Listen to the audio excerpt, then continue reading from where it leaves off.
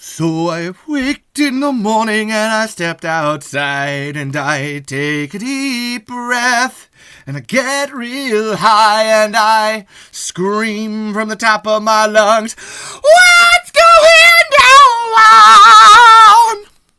What the hell is going on? What the hell is going on? Hey everybody, and welcome back to the 4th episode of Talking Tremors. I am your host, Levi, Dylan, Burzloff, Lutz. Holy shit, you all better be ready for this. So we just did 2 commentaries for Shrieker Island and A Cold Day in Hell. They have absolutely broken my spirit and soul because they were such shitty fucking movies. So, on that note, I decided to do something that's a lot better, and it actually fits into the timeline between 6 and the 5th movie. That's right, folks. We're going to do the Kevin Bacon Tremors pilot. What? And I know what you're thinking. You're like, but that doesn't exist. Where did you can't get that? And I'm just like, oh, really? Huh? Uh-huh. Yeah. Oh, maybe you guys should follow that, the Tremors Saga Twitter thing, because it seems like they know what the fuck they're doing. I mean, come on, people. So, we're going to do this, and I had a whole think about it. I have an entire fucking list of things that I could go through for behind the scenes, but I didn't want any of you to listen without knowing what the fuck I was talking about. And I know that a lot of people don't read, or don't read as much as they should, I guess. So I am going to do a read through of this script for you. I know you're like, what? Why? I don't care. It's happening. Because when you need it and don't have it, you sing a different tune. All right, folks.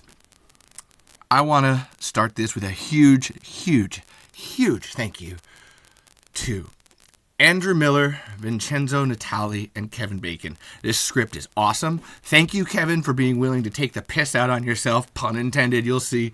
And thank you, Vincenzo, for getting in there and really making this. I'd love to see the Ash vs. Evil Dead of what you did for this season. And Andrew Miller, man, I am so sorry, and I love you, dude. This sucks. I've had to listen to you on interviews. I can tell that this hurts you. I'm going to do this for you, buddy. We're getting this out there. We are getting that episode seen. That is the whole point of all of this podcast. We're done with the Hollywood bullshit. We're making something new. All right? We're making it. So without further fucking ado, I'm just going to jump right in. And I hope you enjoy.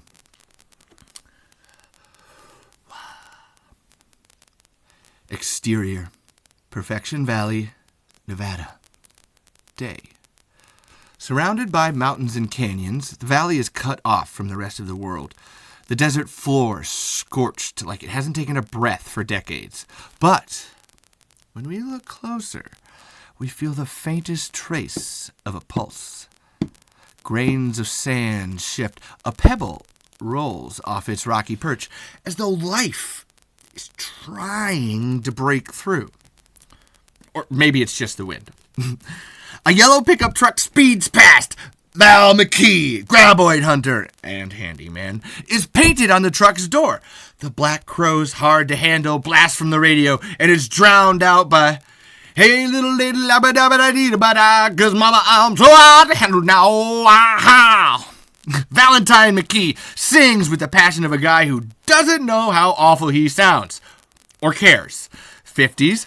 A much older version of the coolest guy from your high school, or a much older version of the coolest guy from a movie you saw when you were in high school. Trouble in a beat-up cowboy hat. Exterior, cliffside day. The truck abruptly turns off the road and skids to a stop. Val leaps out like a man possessed and runs to the edge of a deep canyon. Unbuckles his pants to take a piss, but nothing comes out. Annoyed, he glares down at his penis. Think this is funny?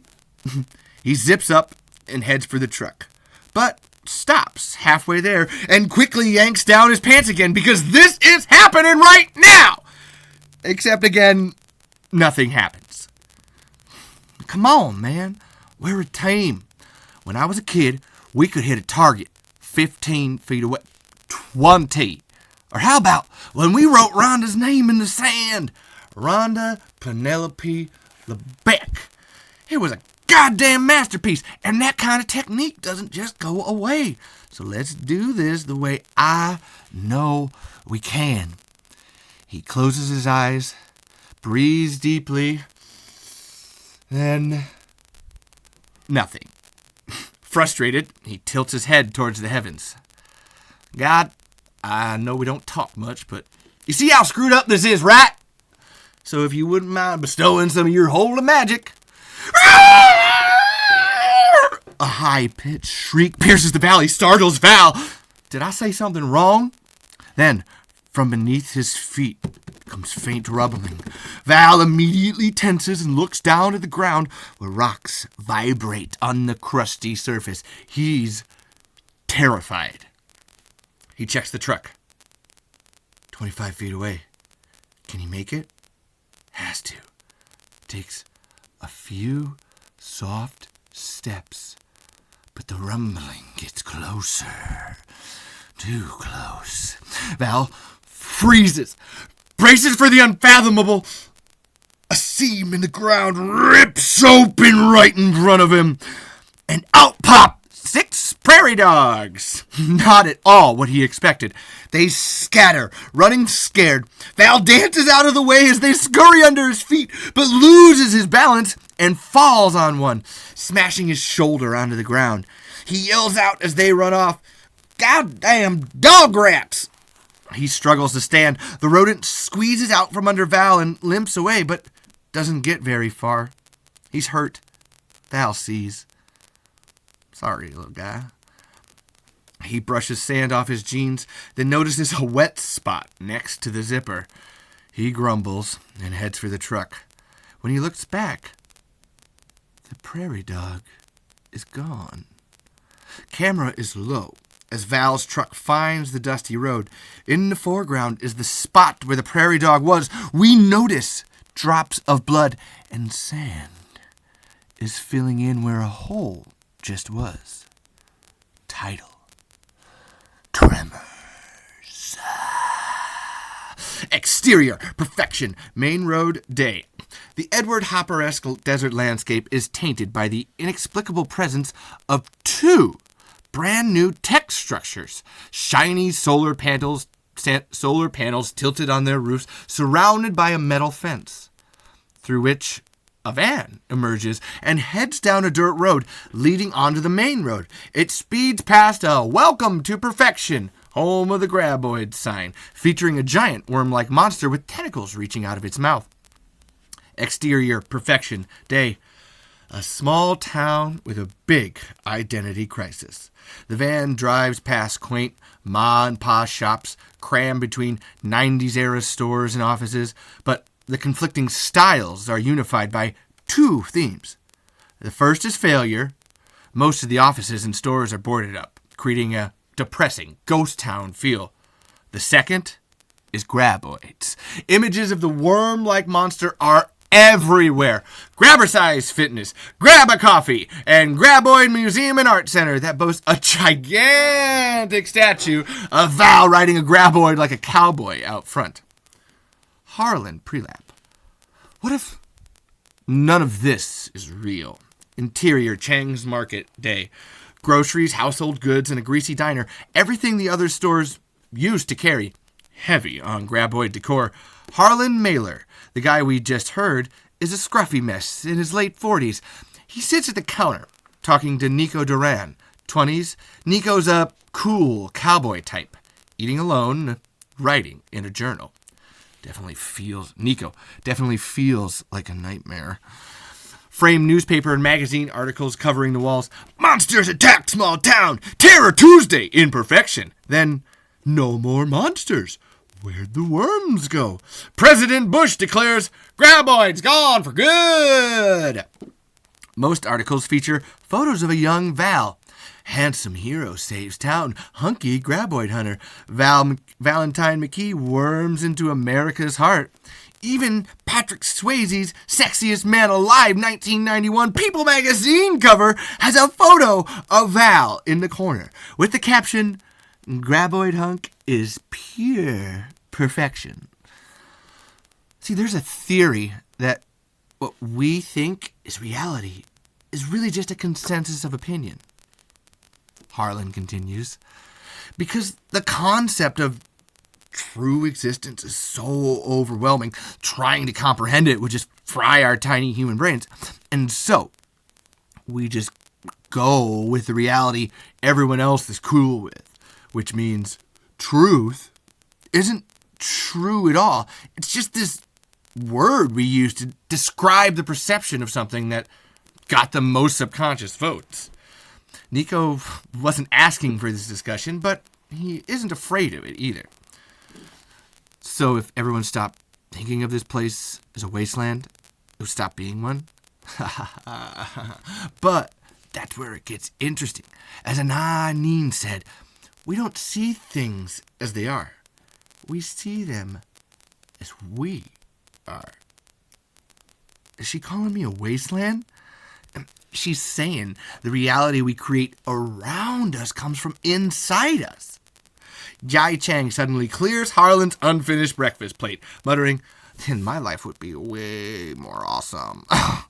She's 17 with the coolness of a teen assassin. Harlan starts to protest, but Grace Chang intervenes. She owns and operates the place. 60s, acerbic, intimidating, scary, but still sexy. You're done. What did I say about spewing your self-help bullshit in here? It freaks people out. Harlan looks around at the otherwise empty place, then slides over to a stool closer to Nico. See, you want to leave because you hate it here. But if you did contribute to its creation, the aspects you hate will follow you. I sure as hell didn't make any of this. Then why haven't you left? Maybe I have. Maybe I'm just a fragment of reality you all can't let go of. Smack! A graboid beer cozy hits Harlan in the face. Grace, see, you've broken him. The door opens and a group of men walk in. 6 of them. Toby Kint, a professional type with a big smile and twinkle in his eye, approaches the counter. Morning! 6 large coffees to go, please. The request gets a sneer from Grace, who turns to the coffee machine. Toby takes it in stride, extends his hand to Harlan. Hi! Toby Kint. Yeah, you guys all done up there? You bet! The servers are online and unmanned, and so those gentlemen are the last nerdy strangers you'll see lurking around your lovely town. I hope we haven't been too much of an imposition this past year. Grace returns to the counter, empty-handed. Sorry, coffee's all gone. Toby looks over at the full pot of coffee. Oh, but, dude, just go. Everyone hates you. They were promised a tech boom and got 2 giant tombstones. Tech boom? We're just a data storage company. The door burst open. It's Val in a fresh pair of jeans. Gonna be a great goddamn day. He grabs the stool next to Harlan. Grace immediately sets down a coffee and a beer. Just coffee today? Thank you. Grace reaches for the beer, but Val has second thoughts and takes a quick sip. Grace leaves it on the counter. Harlan. So, what time does Emily get here? Val quickly checks the graboid clock on the wall.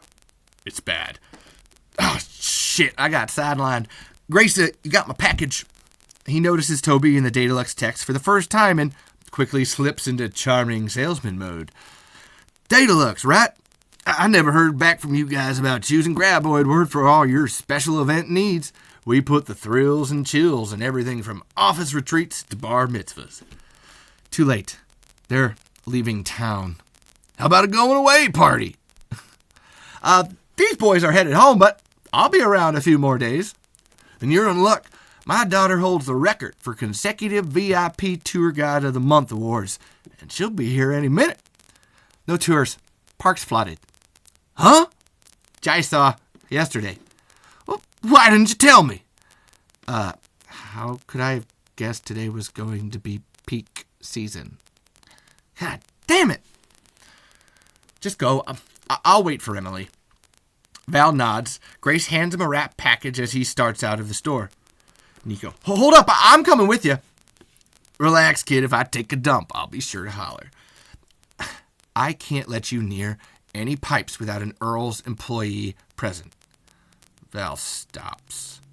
glares at Nico, his blood starting to boil.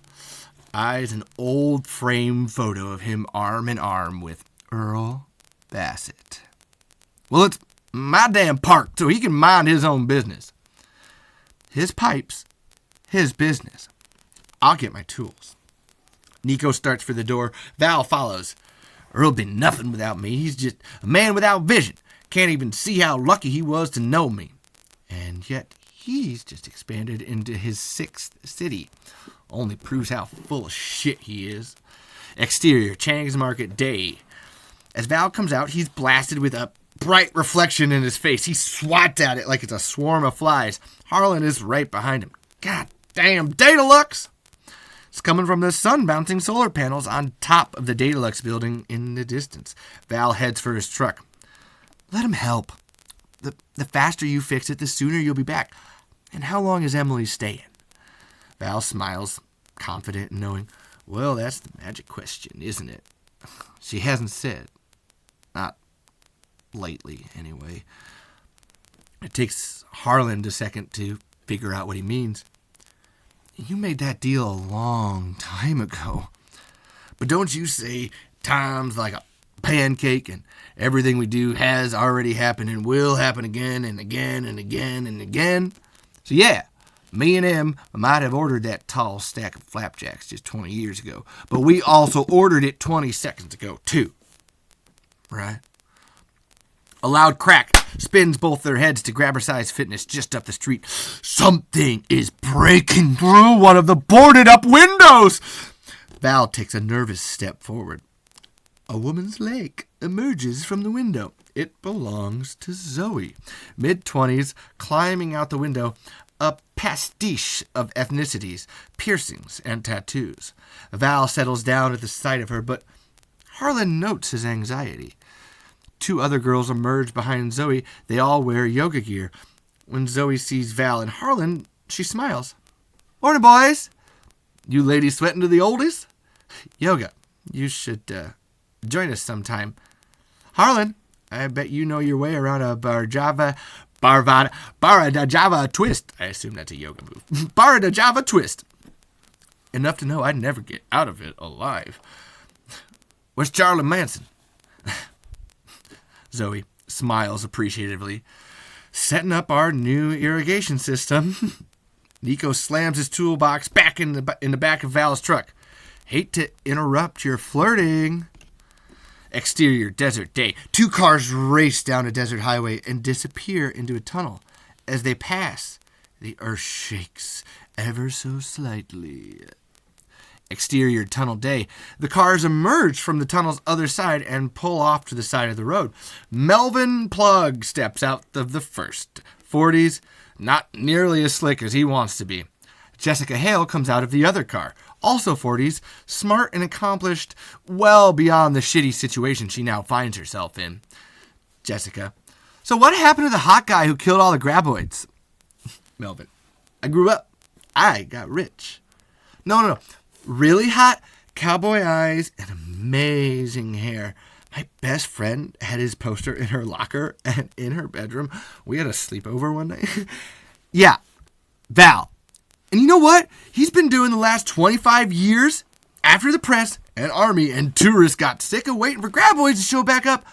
Fuck all! So stop acting like a fangirl and start engineering. Yeah, this tunnel can't be made any wider. Her certainty infuriates Melvin. You haven't scanned or x-rayed? Don't have to. This is the only way in or out, and I'm expecting a lot more traffic. So find a way to sign off. I lose my license. Melvin changes tact. His tone drips with repulsiveness. You're an aging black woman playing a young white man's game. And your hard-on for safety sounds like nagging, which is why you're out here in the middle of nowhere with me. I need your integrity, and you definitely need my job. You're an asshole. You know that? Asshole, hero.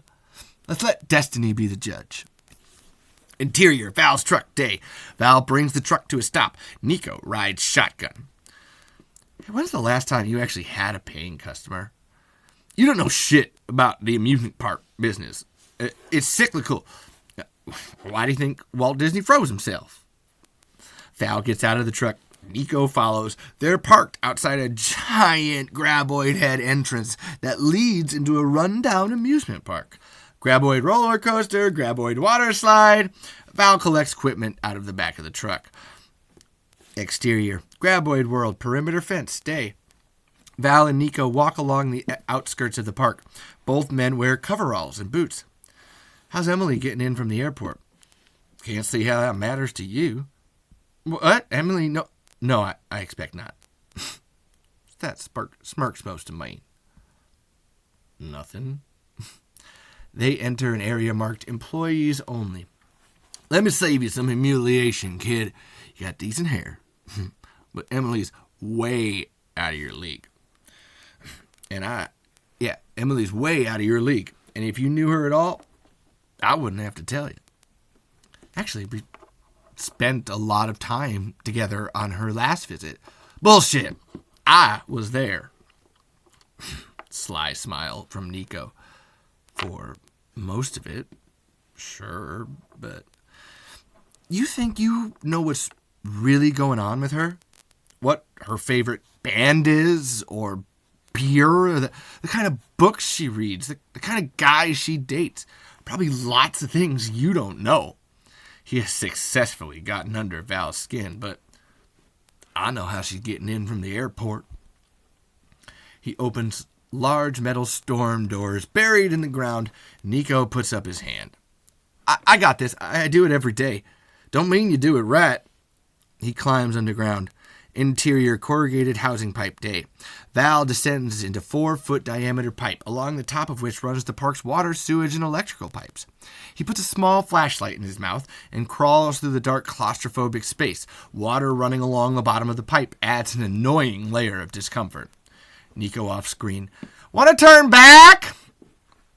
He yells this louder than is necessary, and the echoing sound pisses Val off. But he turns and presses on, slowly and awkwardly, until he hears a growl coming from around a bend in the tunnel. What the fuck was that? Animal? Mechanical? He uneasily pokes his head around and sees only that the corrugated housing has been bashed in from the outside, causing a ruptured water pipe.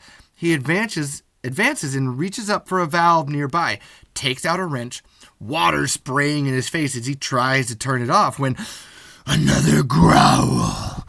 Loud. This one is quickly followed by a deep thud. Something banging into the outside of the housing pipe. Fear washes over Val's face, and he twists his body around to crawl back out. Another growl, followed by another thud. The sound echoes through the metal pipe and shakes Val to his core. He drops the flashlight and digs for it in the water, but comes up empty, and madly scrambles the last few feet towards the pipe opening, but stops suddenly. His eyes fill with panic. Something has his leg. He looks back, but without the flashlight, it's too dark to see. He desperately tries to yank himself free. Help! What? Grab on! It's got my leg! Nico reaches into the pipe and grabs Val's arm. He pulls as Val pushes against the walls to move forward until finally something gives, and Nico yanks Val up. Exterior graboid world day. Val scrambles out of the storm doors, terrified. It's still in there! Let's go! No, I think he killed it. Nico points to a tube wrapped around Val's leg. Val sees it, but doesn't understand. There's no way. That's what grabbed him. Exterior, perfection. Main road, day. The Day Deluxe van drives into view. As it moves across frame, we hear a high-pitched shriek, the same one Val heard earlier. It speeds away from us past a leaving perfection sign. We'll miss you. Camera lingers behind a moment. The sign jerks to the side as though it was hit from below the ground. Exterior, desert, day. Camera tracks with a bicycle tire, rolling along the desert floor, bouncing, dragging, and slamming into the ground. It's a constricting view that suggests imminent danger. Jai's riding. She spins around on a sunken, abandoned cement bunker. When a woman appears out of nowhere, it scares the shit out of Jai, who goes flying to the ground. The woman rushes over. Mindy Sterngood?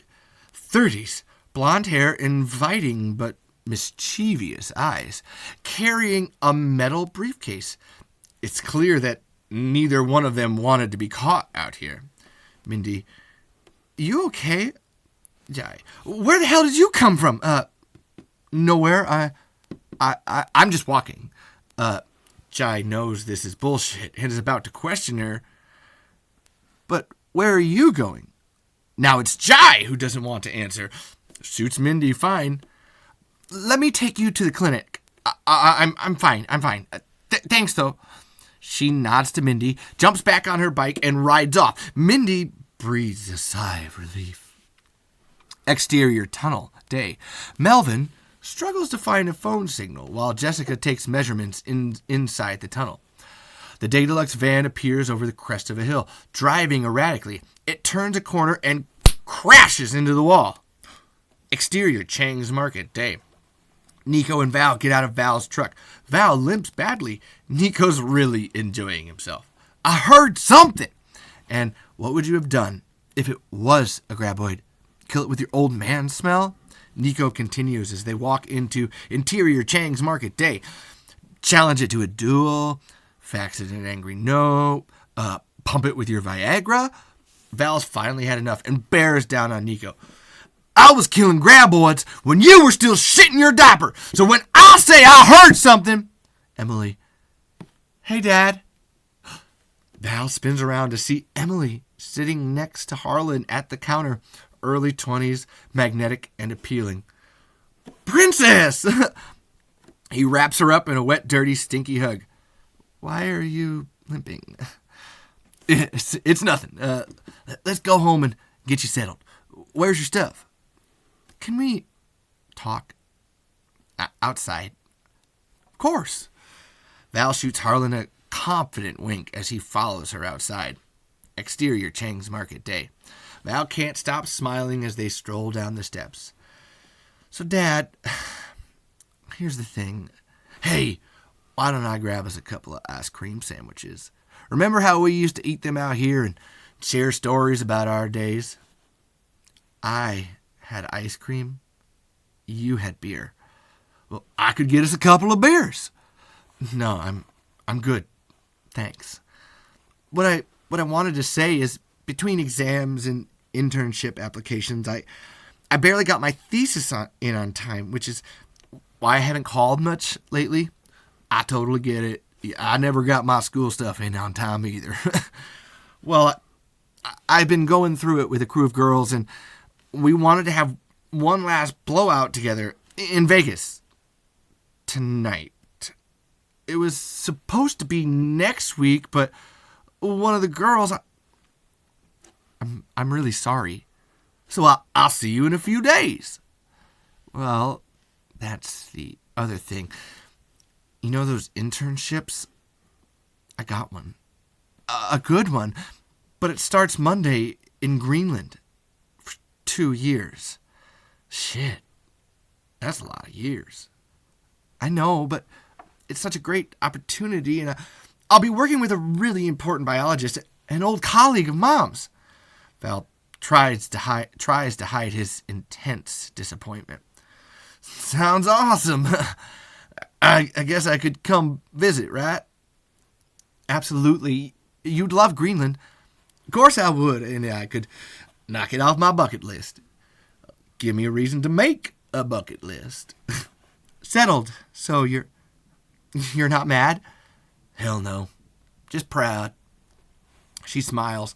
Val opens up the passenger door of his truck for her, helps her up, and goes to the other side.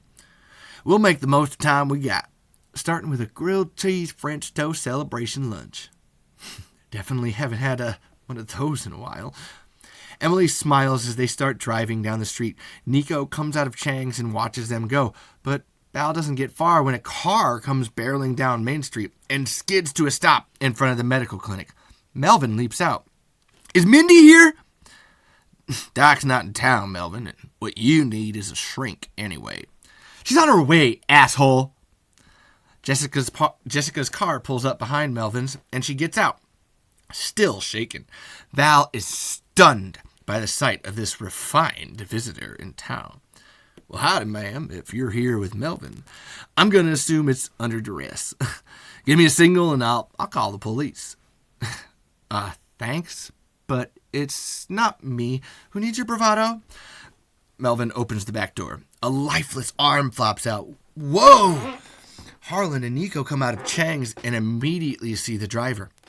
Harlan recognizes him first, his deathly pale eyes rolled back in his head, and his veins abnormally pronounced. It's the Daedalux driver. Another car speeds down the main street. Mindy jumps out and rushes to examine the driver. Everyone crowds in to see. I've got a pulse. She turns to Val. Her tone is soft and concerned. Hey, you okay? What happened? I'm the one who called you. I was there. The van smashed into the side of a cliff. Why does he look like that? Probably saw himself in the mirror. Look at those creepy eyes. Melvin steps toward the driver, but Mindy stops him. Don't touch him. Where are the other guys? What other guys? He was driving 5 Daedalux techs. So where'd they all go? No one knows. With trepidation, Val offers a suggestion. Graboids. That's where. Everyone turns and looks at him like he's crazy. End of Act 1. Booyah. Act 2. Exterior Deliberates Compound Day. Just outside town is the crumbling ruin of an ancient mining project, now converted into a millennial utopia. Jai pulls up and removes the front tire of her bike. Arthur Brandt approaches, holding a bicycle tire in his 20s, fire in his eyes, smoking a very big joint. Arthur. My delicate Asian flower. Not any of those things, responds Jai. Arthur swaps Jai's tire with his and hands her an envelope of cash. She checks to make sure the money is right. Stay, we've got a new strain. Yeah, I can smell it, and might never smell anything else again. Your senses have been programmed by synthetic lies, designed to separate you from nature and soften the guilt you feel for destroying it. This roots you back to the earth. I'm good with the money. Thanks. It's just paper, and embracing perfection's energy vortex is infinitely more fulfilling. We came a long way for the privilege and have not been disappointed. Yeah, well, I have intimacy issues. Vortex hugs freak me out. She turns just as Zoe and her friends walk up from the road. Zoe smiles as Jai flirtatiously as she passes. Hey, Jai. Jai nods. Zoe goes to Arthur and whispers conspiratorially. I had another vision. Arthur's eyes light up and he turns to her eagerly. Zoe nods. She's getting closer. Exterior Chang's Market Day. Val, Melvin, Harlan, Jessica, and Grace are spread out around Chang's porch across from the clinic. Well, what else would make the prairie dog so scared? Probably you. What were you doing out there, pissing on him? So what smashed up the pipes on the graboid world? I heard some. Those were voices inside your head telling you to stop being crazy. Yeah, see? She knows. And you never stop talking long enough to hear the voices telling you to stop talking. Jessica, to Val. I thought you killed all the graboids. So did I. So did the world. But maybe we were wrong. Maybe they've been hibernating. Who knows? But how does that explain the driver? Maybe he saw a graboid and got scared stiff. That's a horrifying thought. Don't listen to him. He's like a PTSD vet at a fireworks convention. Melvin laughs at his joke, but no one else does. Yeah, I was there. Yeah, so was I. You spent the entire time on a roof screaming like a little girl. So, do girls scream differently than boys when they're being attacked by monsters? I'll try to be more boyish if they come around. Jessica walks off to find cell reception. Val tries to process what he said wrong. There must be another explanation. We've had false alarms before. Now you're on his side? Pal, I'm on your side. Off Val's dubious look. Oh yeah, I'm praying you're not as batshit crazy as we all know you are, because if they did come back, we'd have another graboid boom, and whoever wasn't massacred would be rich. But they're not. They're dead, and you're insane. And if perfection doesn't evolve, it's finished. What happened to becoming the Silicon Valley of the Southwest Valley? Daedalus obviously didn't attract the business I had hoped, but at least I'm trying. Keep your goddamn voice down.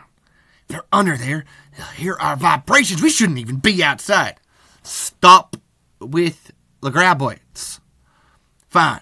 Bury your heads in the sand, which, if I'm right, is a really stupid place to put your heads. I'm going to fire up the early warning system, just in case. It's broken. What? Since when? 5 months ago? 10, maybe? We've been sitting ducks? Not even remotely. Safety precautions, they take money. I'll fix it my damn self. I'll fix it. I built the thing. You need to spend time with M. But when they turn to Emily, she's not there. Shit. M! He looks around and starts off down the street, calls out to Jessica standing on a picnic table out in front of the Graboid Museum, stretching for cell service. Have you seen my daughter? Red hair, smile that melts your heart. Nope. Sorry. Careful. Things around here have a fondness for falling apart. She nods in a don't patronize me kind of way, seconds before a board breaks and she topples off the table. Val rushes to catch her and does just before she crashes to the ground, but the gallant move yanks his bad shoulder. You okay? She slides out of his arm, then stumbles, noticing that the heel on her shoe has broken off. Figures. Let me take a look. No, it's fine. I'll take care of it. It's my fault for wearing them to a place like this. Said with noticeable disdain. Val picks up the heel and walks to his truck, grabs the metal top to a mason jar and a small gasoline can, then brings it back to the bench. He takes Jessica's coffee cup and tosses what she hasn't finished. Hey, I was still drinking that! Perfection isn't always welcoming to outsiders. He breaks the styrofoam cup into pieces and puts them in the metal top. He pours a little gasoline into the cup and stirs. Or insiders either, I guess. Slowly, the styrofoam breaks down and creates a sticky glue. So, why are you still here? You must have had lots of chances to leave. He takes Jessica's leg and puts it on top of his. It's a lot of contact. Okay. Then, with a knife from his pocket, Val pastes the glue into the heel and presses it back onto her boot. There's more to perfection than meets the eye. And, well, when something ain't working right like it's supposed to, it ain't right just to walk away. Jessica eyes him curiously, points to the sign on his truck. Are you speaking metaphorically or as a handyman? You're funny. I like that. Excuse me. He places her leg back on the ground, stands and gives his flirtiest smile before walking off, calling out for Emily. Jessica wiggles the heel, but it doesn't budge. Looks up at Val, walking away, now even more curious. Harlan is nearby, watching Val too. I know. Tough guy to peg. Exterior, interior, Graboid Tours HQ. Framed photos of young Val posing with tourists vibrate to an unidentifiable pulse. The glass case of graboid rods and rack of camo jumpsuits also shake to the same erratic rhythm. And as we move deeper into the store, we hear a woman gasping for breath. It sounds like she's being attacked! Until she lets out a long, sustained, guttural sound of unmistakable ecstasy. And on the other side of the picture wall, we find Emily and Nico, half-dressed, completely satisfied. I have to go. Stay. You can be the graboid this time. You couldn't handle it, and I have to see my dad. Why? You avoided him all year. She glares at him like he's just crossed a line. I wish you told me you were coming. We said no long-distance contact. You said. I'm pretty sure you nodded. Nope. I was still as a statue. But isn't it so much hotter this way? No trying to decipher text tone. No, I thought you were going to call last night. No, who commented so hot on that photo you posted? No bullshit. Kisses him. Just this. You trying to convince me or you? Because I was with you just now, and I know you feel more than your speaking tone implies. She's slow to respond, just slow enough to think he might have a point. Then she covers with an irresistible smile. Yeah, it was amazing, and I can't wait to see you again. Whenever that may be. Nico isn't remotely satisfied by the answer. Shit. Emily throws on her shirt and steps out from behind the wall to see Val at the doorway. There you are. Nico comes out behind Emily. Emily discreetly glares at him but smiles back. Val tries to keep his cool, but the sight of them together is unsettling. And there you are. What's going on?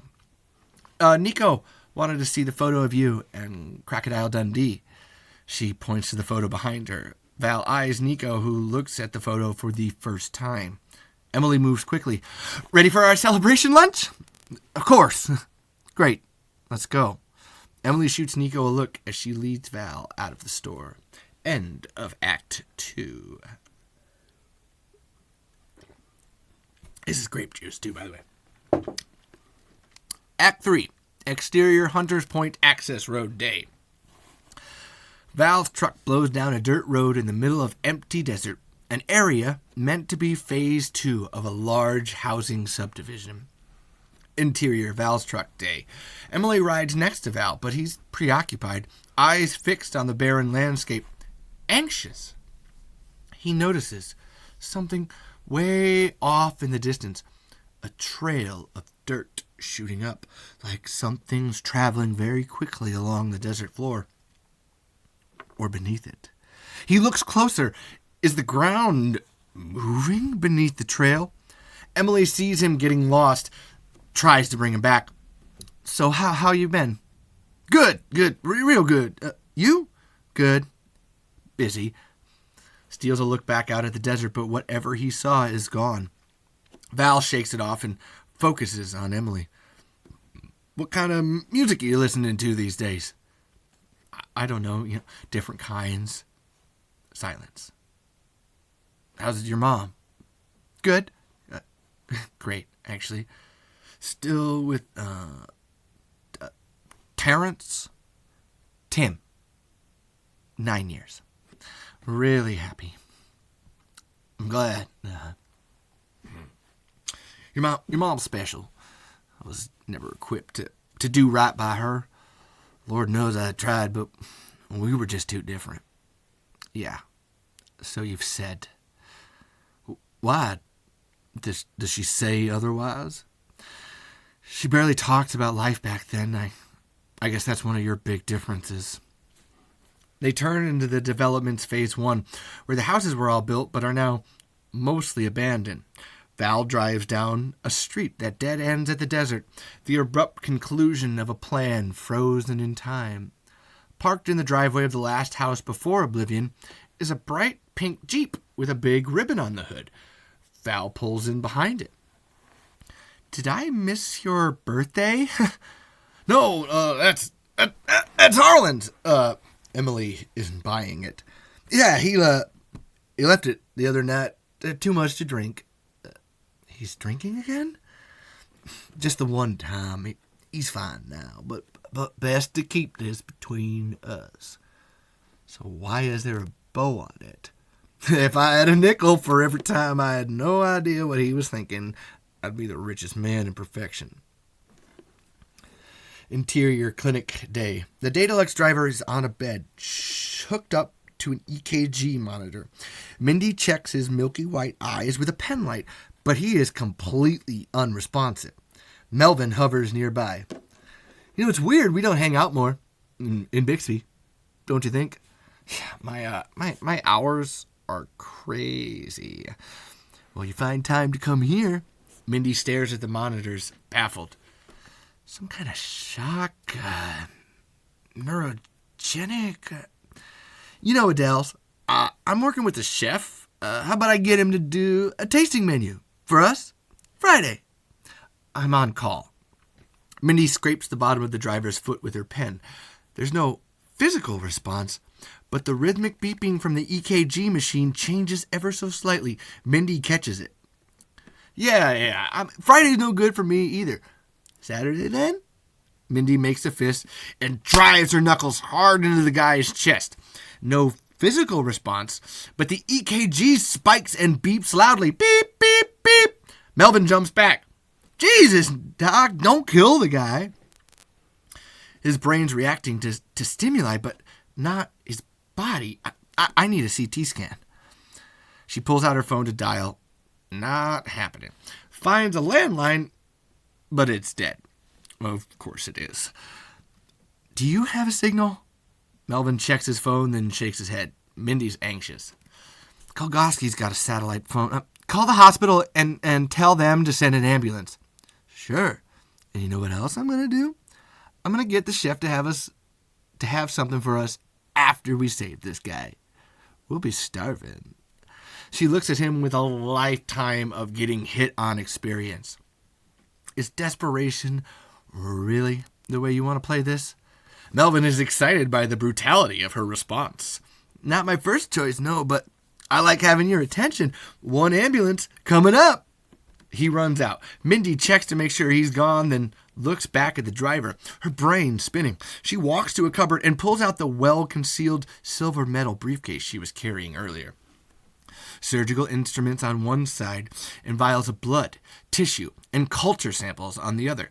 All of them marked Datalux. She takes out a scalpel and a tissue sample container, cleans a section of the driver's arm, then brings the scalpel to his skin. If you can hear me, you're gonna feel a small prick, like a bee sting. She carefully makes an incision. The monitor starts to go wild. Exterior desert day. Zoe sits cross-legged, covered in mud, eyes closed. Arthur studies her, willing her success. Incense sticks burn. Silence. Then, frustrated, nothing. There's never nothing.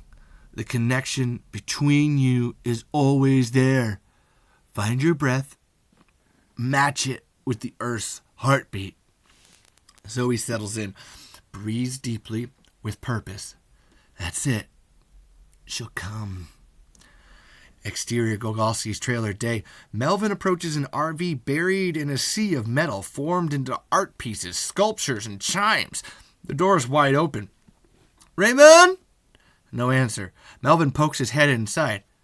Ray, you home? Under his breath, please don't be naked. Still nothing. So he goes in. Interior Gogolski's trailer day. Empty, but the kettle's boiling. Weird. Melvin hears a low howl from the bedroom. Ray, you back there? Something's definitely wrong. Melvin proceeds down the hallway with caution. His heart races as he inches towards the bedroom.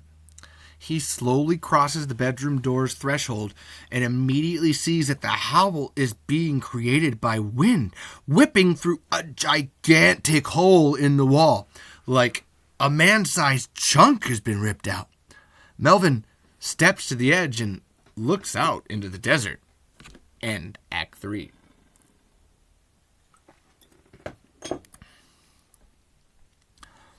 Interior, Val's house, day. Val's in the kitchen, working on French toast batter. Adds cinnamon, then carefully grates some nutmeg. Who was the guy that first decided to shave a nutmeg ball? Interior, Val's house, Emily's bedroom, day. Emily refamiliarizes herself with her bedroom.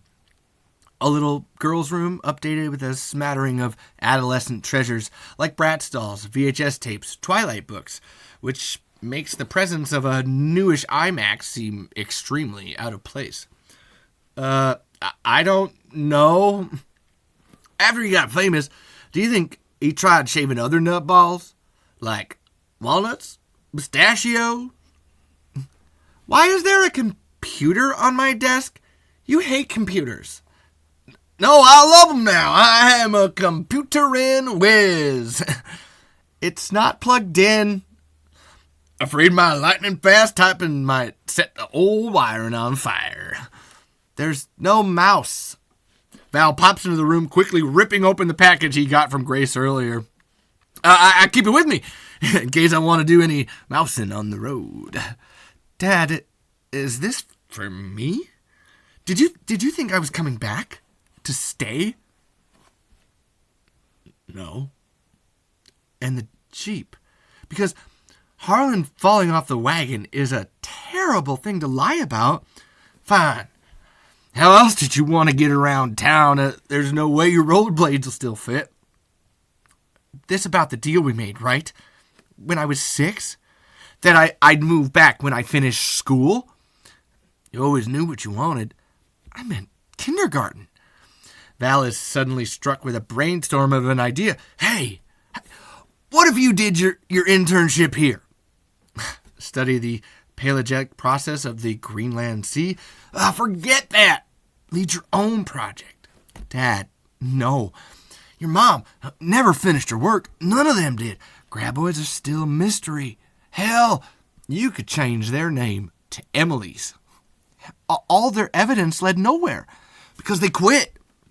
We can see how much this bothers Emily, but she holds back.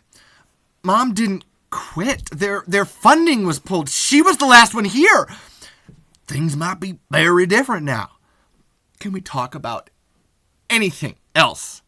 Suddenly, a loud siren is heard in the distance. I think lunch is burning. It's the early warning system.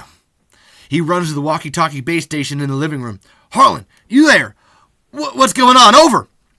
Interior Graboid Command, day. An above-ground cement bunker filled with outdated monitors and computer equipment. Their guts have been ripped out and rewired. Harlan stands over it, anxious. It's a mess. I'm getting false readings all over the place. Keep at it. I don't know, Val. This is a road I never wanted to go down again. Road, no. You're barely standing on the sidewalk. You're fine. But Harlan is anything but fine. You know better than anyone how bad things got. Everybody had a little graboid fever back then. Just fix the system and meditate yourself back to normal. It's not that easy, Val. I broke your jaw. You were pissed off. I refused to believe the graboids were talking directly into your brain, calling to you from the mountains, and because they weren't. The mountains were 5 miles away. I was losing my shit, trying to justify why I came here to begin with. Dad, leave him alone. Forget it, Harlan. Hang on a second. Maybe you were right. Maybe they were out there hiding this whole time. Don't you want to know for sure? I mean, deep down, isn't that why you stayed? No, I stayed to overcome those very tendencies, to find peace within myself, to live in the present. Well, the present's knocking, pal, and we need to be ready, or it's gonna eat us. Over and out. Interior, Val's house, continuous. Val hangs up and turns to Emily. We gotta go. He said it's a false alarm. The system's messed up. You heard him. Too many coincidences for one day. Interior, Val's truck, day. Val, down the main road. Val down the main road toward town. Emily rides shotgun, worried about his speed. How about we do your graduation lunch in the Craboid bunker? It's okay, forget it. I should get going anyway. No, not yet. There's tons of good stuff. Freeze-dried cake, freeze-dried ice cream. Just watch the road. You love the bunker. It's where we had your favorite birthday. Emily turns and looks out the window. You were turning 5. We stayed there all day watching movies, way after we knew it was a false alarm. Hey, I bet that It Takes Two VHS tape is still there. I don't care about the Olsen twins. Never did. I loved that birthday because I got to be with you and Mom for the last time. Thud! They hit something and the truck leaps into the air. On the landing, Val smashes his bad shoulder. Through the back window, they see a huge buckle stretching across the road. Where'd that come from? Have you been drinking? Boom! The truck hits something else and jumps in the air. Once again, Val smashes his shoulder and yells in pain. There's an identical buckle in the asphalt behind them. Must be seismic. Probably what was tripping up Harlan's system. Val turns the car off the road and into the desert. Where are you going? I can't lead this thing into town. No, Dad, stop. He swerves to avoid a rock and the truck soars high into the air. When it crashes to the ground, Val really smashes his shoulder. He looks back in the rear view mirror. You still with me, asshole? There's nothing back there. He makes a sharp turn and races towards the edge of a cliff. Trust me. This truck's shaking like it might burst, bumping up and down against the ground, flying over rocks. This is how I beat these dumb bastards the last time, because they don't realize they've run out of ground. So he's going to shoot out of the side of the cliff and crash to the bottom of the canyon. Hulk Hogan named a wrestling move after it, the Valentine Bamboozle. They're just a dozen feet away from the edge in the huge empty canyon that awaits them. Stop! He slams on the brakes and yanks the wheel. The truck skids, spraying dirt everywhere as it drifts towards the edge, then stops. Just a few feet from the 200-foot drop, Val jumps out of the car, runs to the edge, and peers over. Emily's comes out and looks over too, but nothing shoots out of the cliff. Nothing. Exterior, Chang's Market Day. Val's truck pulls in front of Chang's. Emily jumps out and heads straight for her rental car. Val rushes after her. Wait, I'm sorry. We could have died. I thought they were coming for us. Emily stops and turns back to him, livid. You want them back so badly, just like the good old days, like how you want everything. Look at your clothes, your hair. You're trying to live in a memory that doesn't exist anymore because everything else has changed, including me. I know that, of course. How? You have visited once. Harlan, Jessica, and Jai come out of Chang's to see what's going on. I didn't want the move to be any harder for you than it had to be. That was 20 years ago. I've adjusted. Mindy and Melvin come out of the clinic. When your mother left, she made it very clear. Don't you dare blame her. You left us! You were an angry drunk and you pushed us away. How come you don't remember those stories? Disappearing for days to sign an autograph at a grocery store opening in bumfuck Idaho. Passed out in your truck or on the lawn or in the bathtub and scaring the crap out of us. Accusing Mom of breaking up the family whenever she got a job offer. And when she was finally given the chance of a lifetime, refusing to come to California with us. You broke her heart. Of course she didn't want to talk to you, but she never wanted you to stay away from me. She's the reason I kept coming to visit. She's the only reason I am here now. To say goodbye, because you sure as hell aren't coming to Greenland. You can never leave because the people out there would see you for who you really are, and your fantasy would shatter. She stares at him, heartbroken and angry. Then, bye. She gets into her car, all eyes on Val. He's crushed, shell-shocked, and can't stop her as she pulls out and drives away. Exterior, desert day. Arthur and Zoe are packing up their stuff. Zoe's despondent. Maybe my visions are bullshit. Zoe. a subconscious wish because my dad, she came to you. Then where is she? His answer is passionate and powerful. Sexy, even. The needs of mankind have brought nature to its knees. So to serve her, we must bend lower. Replace our ego with her will and never waver in the belief that even diminished, her power is boundless. And she chose you, which just confirms the supreme divinity of her judgment and prevents me from ever questioning her motives. Hey! They turn to see a Datalux tech limping toward them, his deep relief barely noticeable through the layers of pain and fear. Oh, thank God! What happened? Just get me out of here, man! Okay, hang on. She eases him to the ground, then rushes to help Arthur grab their stuff. When she glances back at the driver, she notices a cloud of dust in the distance, and extending from it a trail of displaced sand and rock, as though something is moving beneath the surface, heading right at them. Arthur, something's out there.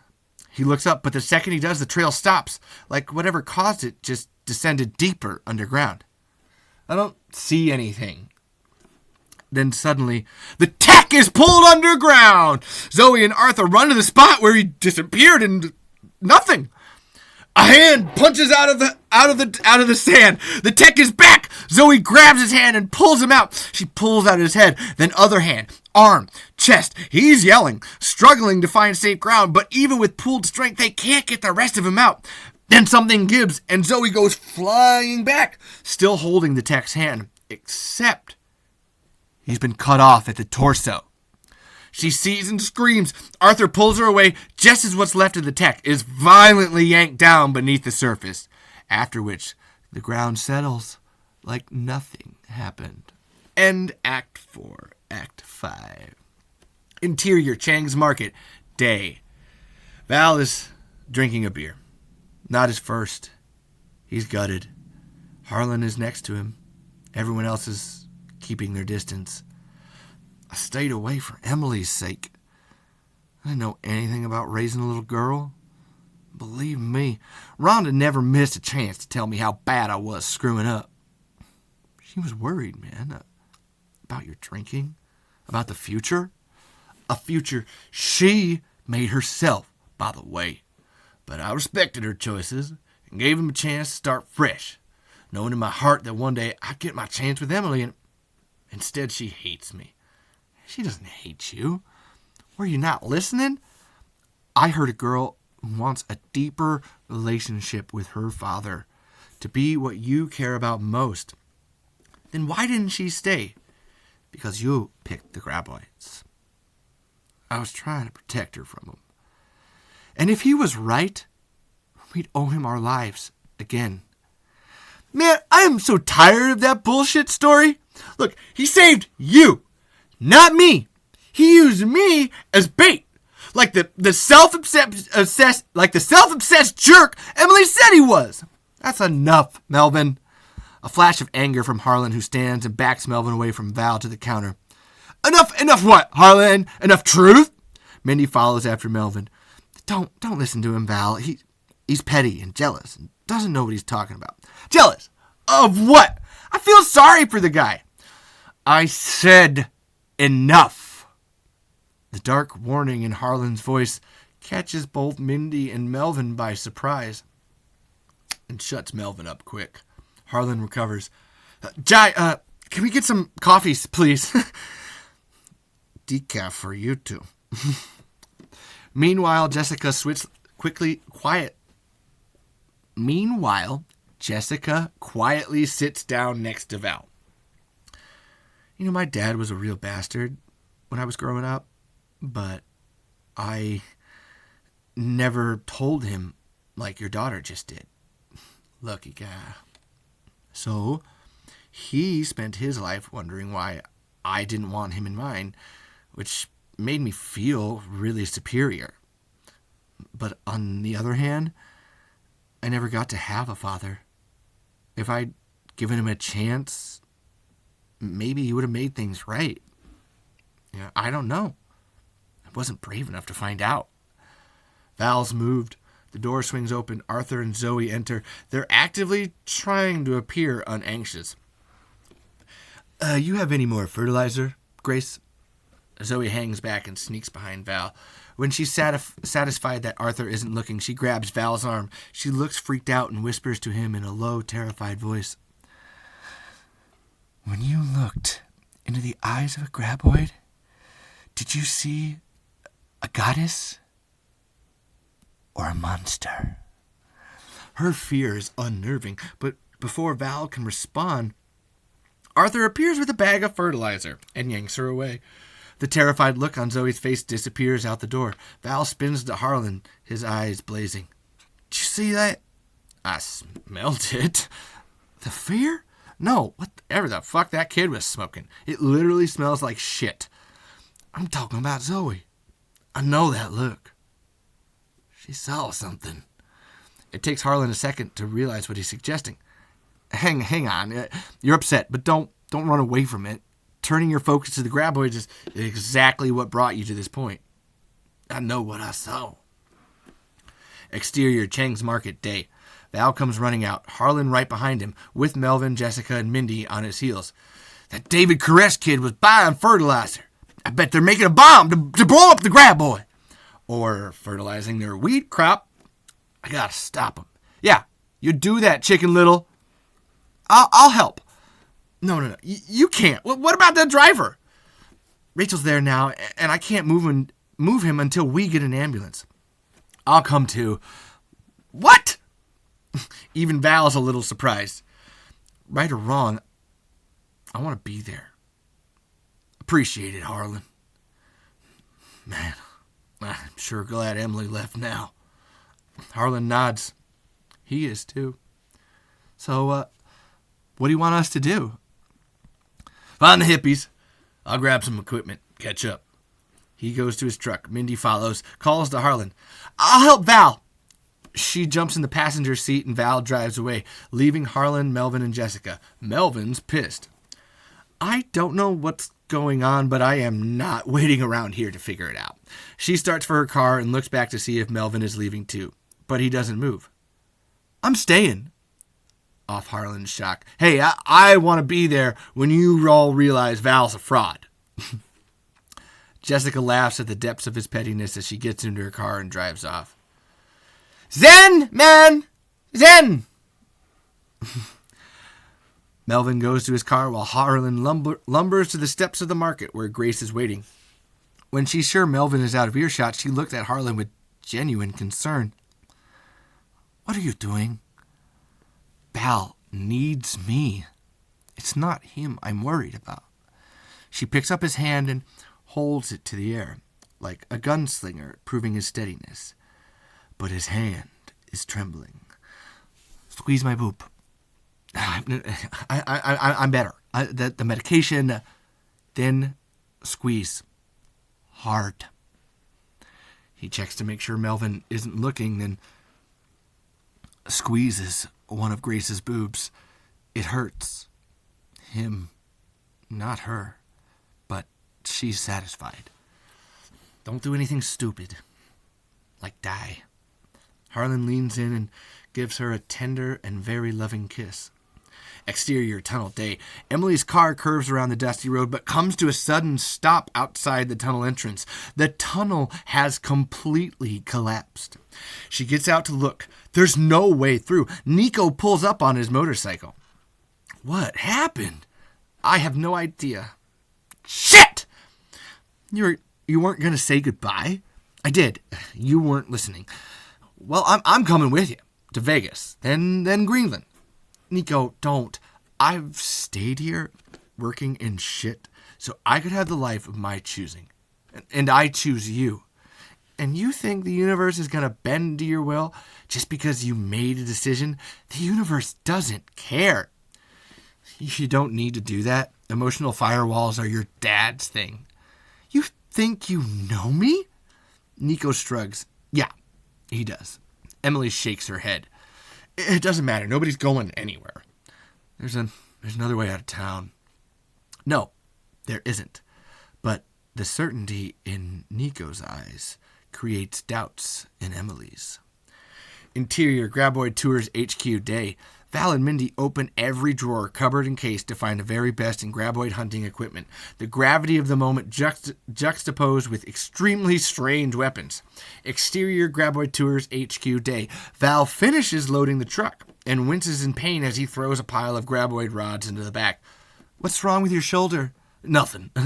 She moves behind him and expertly slides her arm through his and around to the back of his head. Val stiffens. Breathe and relax. Val doesn't do either, so Mindy presses against him and pulls back his shoulder, demonstrating her control. I'm not going to ask again. Val submits, and as he lets out a deep breath, Mindy yanks his arm back and pops his shoulder, then turns him around so their faces are just inches apart. Feel better? She eyes him like a toy. Killer coquettishness. Val's head is spinning, uncomfortable and intrigued and confused.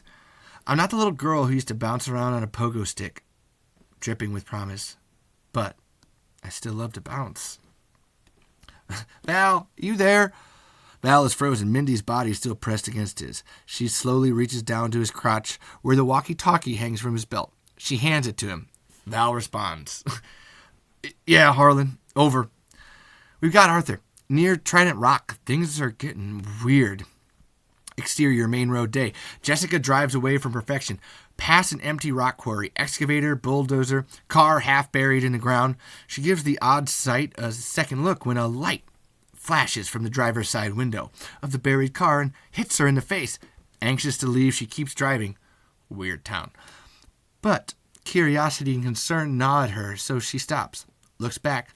The light flashes her again. It's a hand mirror reflecting the sun into her eyes. She gets out to investigate. Jessica walks toward the car, calling out, Hey, is there somebody there? You okay? The mirror is replaced with a piece of paper. Jessica isn't close enough to read what's being written on it.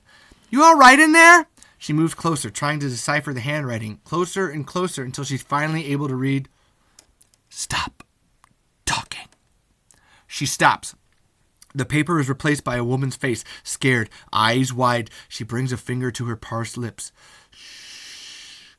The woman rolls down her window. She's wearing a construction uniform, and her leg is cut. Jessica helps pull her out of the car and onto the ground. The woman whispers into her ear, Not a sound. She steps away, confused. Jessica looks around, notices blood on the excavator door, a bloody helmet on the ground. She looks to see the woman already halfway towards her car, waving at her to hurry. Jessica does, taking quick, soft steps, when crack, her heel breaks, the one Val fixed. The woman looks at her, panic in her eyes, imploring her to shut the fuck up, then climbing between strips of barbed wire next to Jessica's car. She reaches for the door when a loud squawk chirp from the walkie-talkie on her belt. She immediately turns it off, terrified, then looks around, waits, scared, and is violently ripped down below the surface. Jessica screams, then covers her mouth and turns around with the graboid between her and the car. She spots the highest ground she can find, a huge pile of rocks, and runs for it as fast as she can. She looks back over her shoulder and sees a ridge forming in the dirt, heading her way. She trips and falls to the ground. Fuck! Quickly recovers and races for the rock pile like a woman possessed, the dirt trail gaining on her. But she makes it to the rock pile first. She scrambles up the rocks as the dirt trail submerges below the rock pile and out of sight. On top of the rocks, Jessica squeezes herself into a ball, sucking back tears, scared out of her fucking mind. Exterior desert day. Emily's on the back of Nico's motorcycle as he navigates the empty desert, stopping at the same sunken cement bunker where Yai saw Mindy appear out of nowhere. He gets off and takes a crowbar from one of his saddlebags, wedges it along the edge of the cinder blocks that cover the doorway. He strains and finally gets the cinder block wall moving. It opens entirely to reveal a high-tech tunnel that stretches into the darkness. What is this? If you really want to leave, I can get you out of the valley. Emily gets off the motorcycle to get a better look. She eyes Nico with suspicion. How do you know about this? Who else does? Not you. Okay? No, not okay. Why is it a secret? He walks into the tunnel. You want to learn about perfection or leave it? She hesitates, then takes a step into the tunnel. No, what? A deafening, monstrous growl. They look at each other, stunned, then turn to the doorway. But the cinder block wall automatically slides shut, locking them in. Exterior, desert, day. Harlan quietly leads Val and Mindy to a boulder. Melvin is already there, hiding. A few dozen yards away, ahead, Arthur, Zoe, and 6 other deliberates are gathered in a tight circle. They've been circle jerking like this for 20 minutes. Is this what you were hoping to see? Val takes out jumpsuits, boots, and helmets. Put these on. They're made of graboid-proof dynamo fiber. The boots cut down on vibration, and helmets will keep your breathing in check so they won't hear. Oh, get over it! He reaches past the protective clothing and grabs a shoulder-fired missile launcher. Melvin, don't be an idiot. But Melvin's up before Val can stop him. He steps out in front of the boulder and calls out to the deliberates. Hey, any of you freaks seen a big worm? The deliberates all turn to see him, none of them surprised or worried about the rocket launcher in his hand. Arthur, as a matter of fact, he and the others step away and reveal they've been hiding a graboid hole, covered with ripped clothing and fresh blood and guts, lots of blood. It's a horrific sight. Val and the others behind the boulder know immediately what the hole is and realize that, god damn, the graboids are back. Oh, shit. Here, take my keys. Why? Where are you going? He doesn't answer. Instead, he moves out from behind the boulder and starts towards the deliberates. Val, don't! Hey, you guys happen to know how recently that hole was made? Val, couldn't pass up a chance to be the hero again, huh? We were counting on it. Val glances to Zoe, who shrugs. She lured him here. But Val doesn't care. His swagger is back. This is his moment. Well, you got me. No idea why, but that can wait. Because right now, I need you to slowly make your way to that boulder behind me. I'll drive as many people back to town as I can, then come back for the rest. The graboids respond to sound and vibration, so step quietly and don't talk. Because if they know where you are, they'll kill you. Except, we're not afraid, Val. We came to perfection to help them, to help you make amends. Hell you talking about? The graboids were created to bring balance back to Earth, and you nearly stopped them from fulfilling their destiny. And what, you want me to apologize? Apology? Fuck no. I want you to sacrifice yourself. It's the only restitution worthy of your brutality. Man, I know you're stoned, but the fire you're playing with is a cold-blooded monster that eats fire for breakfast. Arthur pulls out a gun and fires a shot next to Val's head. Val freezes. Mindy, Harlan, and Melvin duck behind the boulder. She's not a monster. Now give me your gear. Val doesn't move. Arthur points the gun in his face. Give me your gear.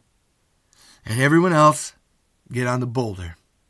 So you can watch Val's empty existence miraculously end with meaning. Val starts to take off his graboid protective suit. Zoe and the deliberates climb onto the boulder next to Harlan, Mindy, and where Melvin discreetly aims the launcher at Arthur. I'm gonna blow this idiot back to burning, man. Just don't hit Val. I'm not hitting Val. I'm saving the bastard. Val is out of his suit and pretends to struggle with his boots, but really signals to Melvin and whispers, Launcher, shoot him on my signal. You don't tell me what to do. Said louder than reason would recommend, his plan is now completely exposed. Mindy and Harlan look at Melvin in disbelief. Put down the launcher, dipshit. Arthur points the gun at Melvin, who immediately complies. Arthur smiles and paces around Val. You're the monster here, Val. You disgust me. The persona you cling to is based on an act of genocide. And somehow you have deluded yourself into believing you are more powerful than nature. Which, as we're about to see, isn't the case. He slips into Val's boots and puts the gun to his head and leads him forward. Walk. Keep going. He pushes Val to keep walking while he takes a position on a medium-sized rock. There's good. Right there. Now sing and dance.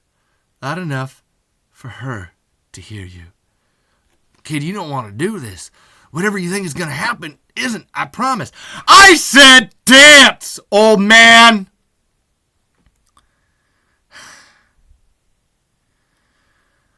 25 years and my life is still trying to get up that great big hill of hope.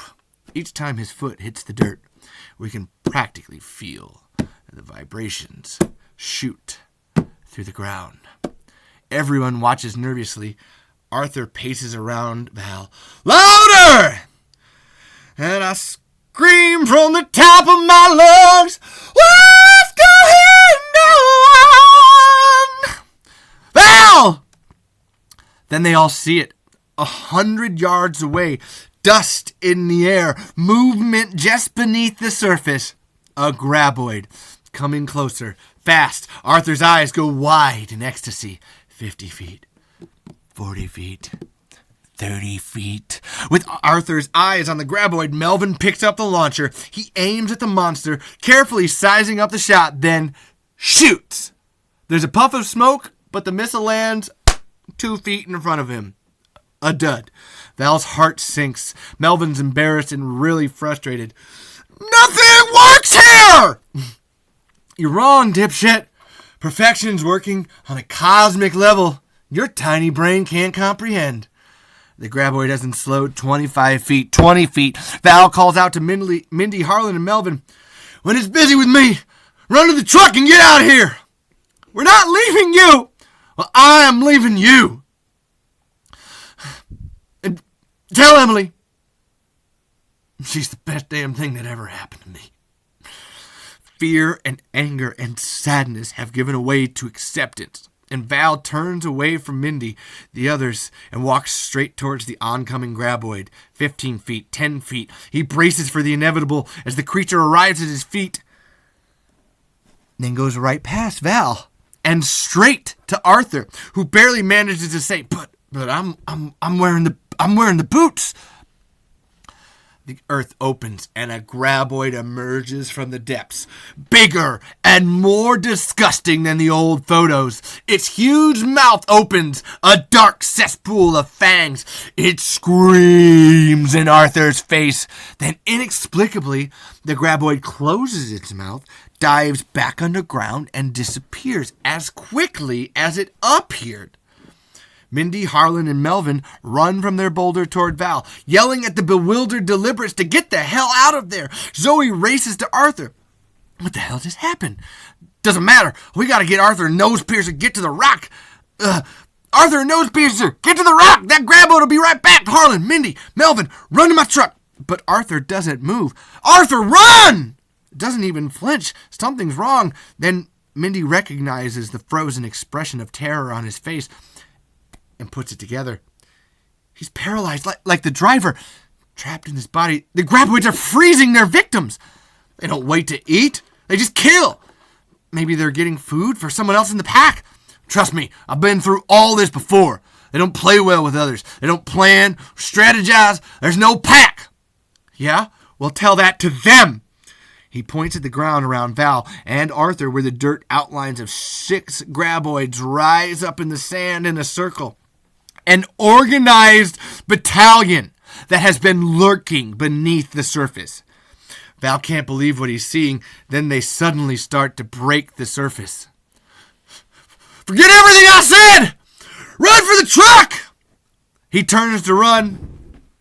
End of pilot. Woo!